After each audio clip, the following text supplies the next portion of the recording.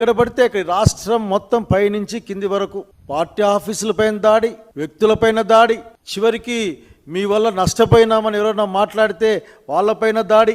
అంటే బెదిరించి ఈ రాష్ట్రాన్ని కంట్రోల్ చేద్దాం అనుకుంటుంటే అది ఎప్పటికి కూడా అది నెరవేరదని చెప్పాలనుకుంటా ఉన్నాం. ఇట్లా దాడులకు వైఎస్ఆర్సీపీ కార్యకర్తలు ఎవరు భయపడరు. ఇక్కడ నాకు ఇప్పుడు ఒక విషయం గుర్తుకొస్తూ ఉంది.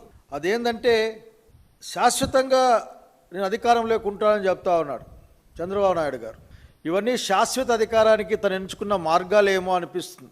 ఒక భయాన్ని క్రియేట్ చేసి ఆ భయంలో ప్రజల నుంచి తను అధికారాన్ని చెలాయించడం. అట్లాగే ఇంకొక అంశం కూడా చెప్పుకోవాలి ఆఖరికి. ఇది ప్రభుత్వానికి చెప్పే మాట ఏంటంటే మీరు ఇంత జవాబు లేనితనంగా ఎట్లా పరిపాలన చేస్తున్నారో అర్థం కావడం లేదు. లా అండ్ ఆర్డర్ని ఏ విధంగా మీరు చూస్తున్నారో అర్థం. ఎవరైనా కొట్టేయచ్చా?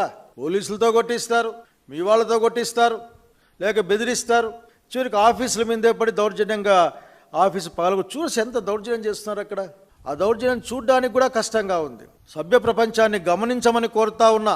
ఇది నాగరిక సమాజం అనుకున్నాను కానీ ఇది నారాగరికమని అనుకోవడం లేదు నేను.